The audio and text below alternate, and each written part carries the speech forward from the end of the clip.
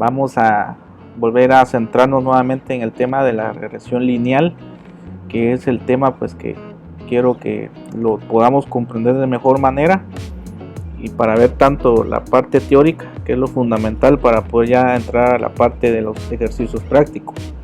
Entonces, a continuación vamos a dar un resumen sobre lo que es regresión lineal y el tema de los diagramas de dispersión. Entonces vamos a comenzar. Habíamos hablado que cuando decíamos regresión hacía una referencia a un término de regresar, ¿verdad? Y Francis Galton, que fue un científico, un estadístico, fue el primer individuo que empezó a utilizar el término de regresión.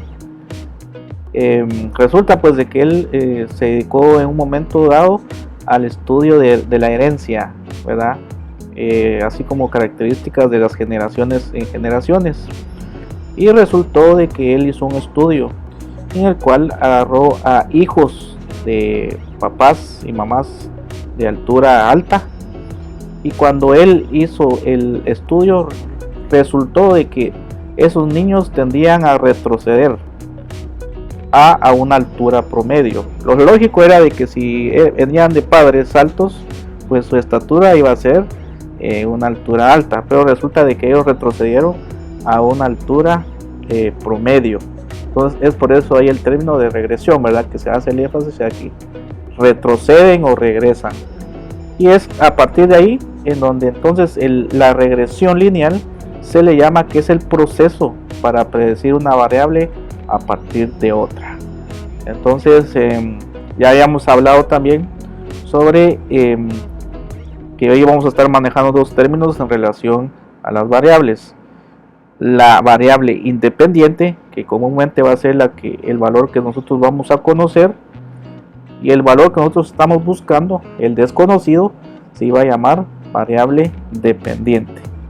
Entonces hasta ahí pues yo creo que estamos claros, ¿verdad? La diferencia entre la independiente y la dependiente. ¿Cómo funciona entonces este análisis de regresión? Se compone de tres elementos. La número uno pues va a ser formular una ecuación, y luego tenemos que empezar a ver el tema de la estimación o predecir lo que va a ser nuestra variable dependiente. Y el tercer elemento es el tema de la relación, qué tan o en qué grado están relacionados la variable independiente, que es la variable conocida, o la variable dependiente, que es la desconocida.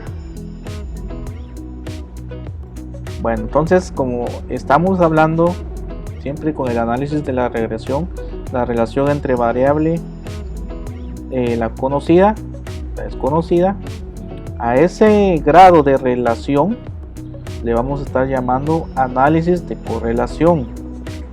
Su concepto es el siguiente: dice que es un proceso para determinar el grado en que las variables se relacionan. ¿Qué quiere decir esto?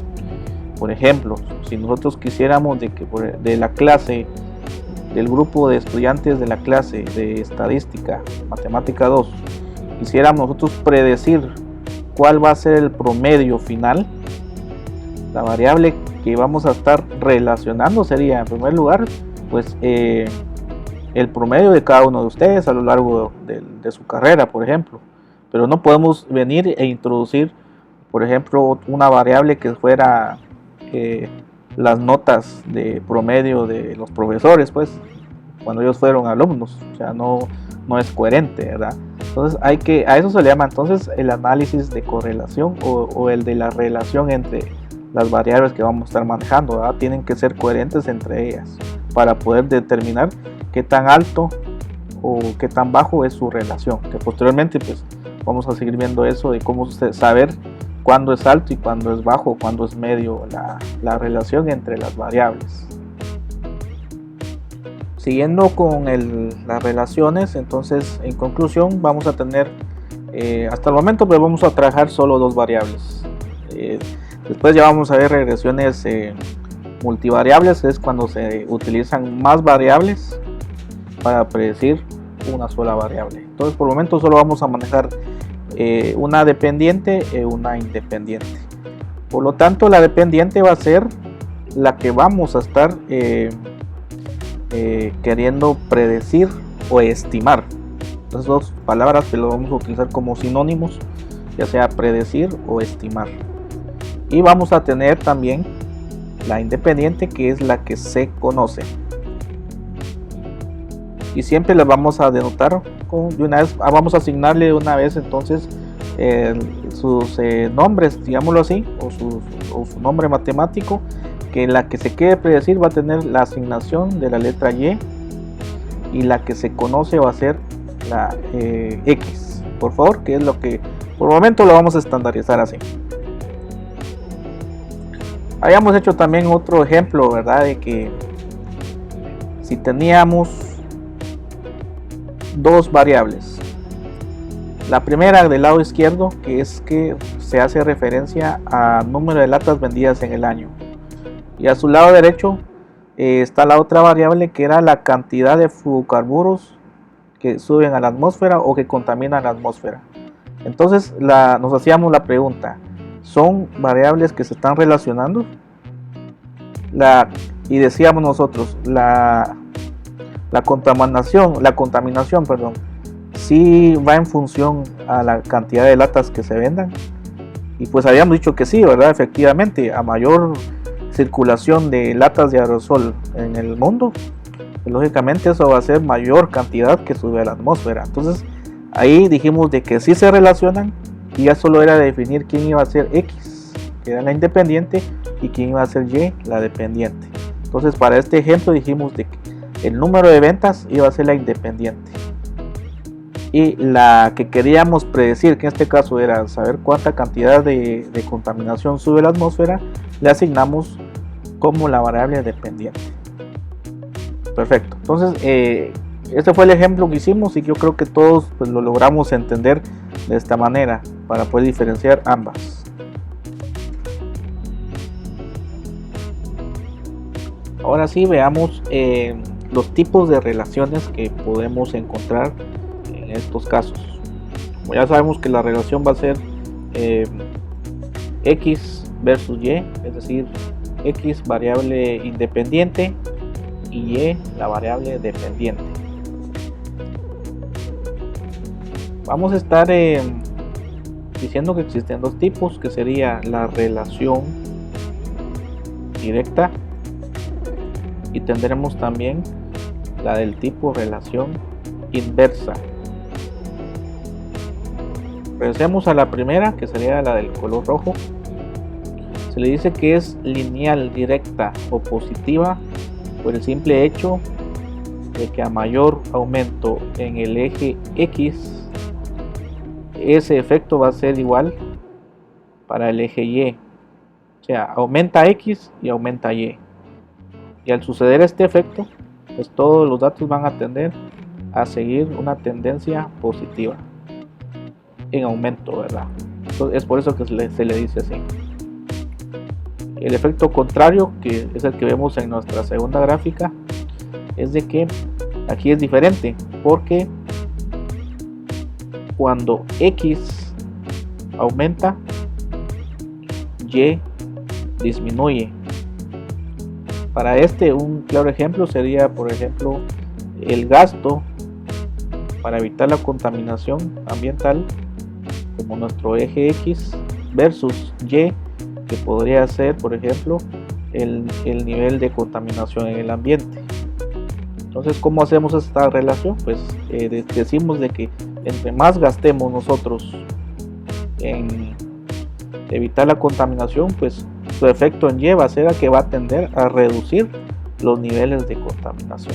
Entonces, cuando hablemos de ese tipo de situaciones donde es gastos versus reducción de la contaminación, pues va a ser una relación inversa. Entonces, estos serían los dos tipos de relación. Y otro punto importante siempre en esto es de que a estos diagramas que ustedes ven acá en pantalla, habíamos dicho que se les llamaba diagramas de dispersión. ¿Qué es un diagrama de dispersión? Pues se dice que es una gráfica o un dibujo que contiene los datos observados tanto de la variable independiente X como la dependiente Y, con el único objetivo de examinar si existe una relación entre ambas. Y es por eso, ¿verdad?, que si regresamos nuevamente a la diapositiva anterior, pues para eso nos sirve, ¿verdad? Va a ser un dibujo, una gráfica donde vamos a ver qué tanto se relaciona tanto la variable X versus la variable Y. Entonces esto sería entonces el tema de el diagrama de dispersión. Ahora vamos a ver, ahora vámonos al otro tema, ¿verdad? Porque ahorita solo hemos visto los conceptos de una regresión, su relación, sus tipos de relaciones y el diagrama de dispersión. Ahora veamos cómo se relaciona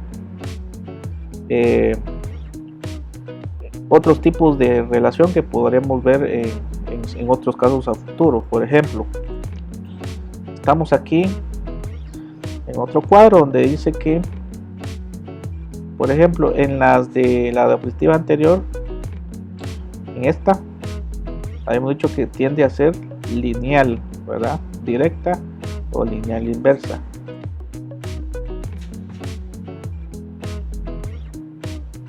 Que si nos vamos a estas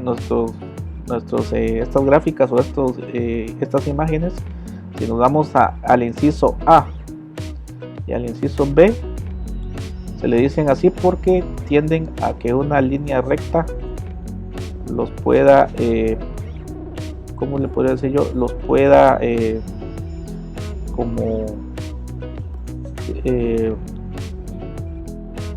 predecir mejor, podría ser la palabra correcta, al igual que la que tenemos en el inciso B, ¿verdad? Una línea recta los puede estudiar de una mejor manera, pero puede ser otro tipo también de relaciones en donde una curva o una curvilínea los pueda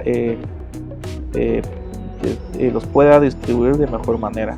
Entonces puede ser también una curva directa o una curvilínea inversa. Y van a haber otros dos tipos también, en donde puede ser que la dispersión de los datos pues es tan separada o extensa que a veces ni una línea recta ni una curva los puede estudiar de mejor manera, ¿verdad? Y también va a existir la última, ¿verdad?, que es que no hay ninguna relación entre las variables, porque tanto ni una línea ni una curva los puede definir, ¿verdad? Entonces estos serían los posibles tipos de relación, tanto lineal, cuando hablamos de lineal pues se refiere a la recta, o curvilínea pues podría ser una línea cuadrática o la famosa parábola, ¿verdad?, que es la que nos puede dar este tipo de curvilínea, ¿verdad? También les quiero decir de que vamos a estar siempre manejando que sobre el eje horizontal siempre va a ir colocada la variable independiente X y en el eje Y va a ir siempre la variable dependiente. Eso sí quiero que lo dejemos estandarizado para nuestras futuras prácticas.